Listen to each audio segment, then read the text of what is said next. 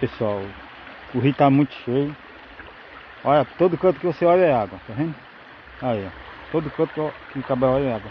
E essa correnteza aí, se eu passar, vai me arrastar, eu vou voltar. Não tem como passar não, deixei a moto lá na frente. Mas não tem como passar não, vou voltar.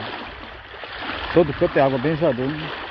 Nunca mais tinha visto esse rio desse jeito. Ó. É água demais, em cima da ponta. Muita água, bem exador. Desde ontem, né?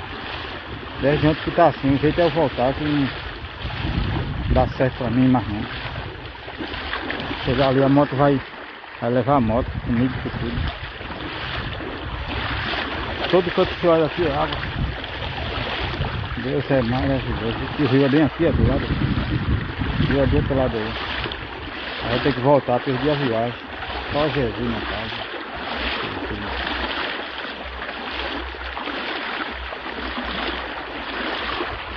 Agora eu vou embora.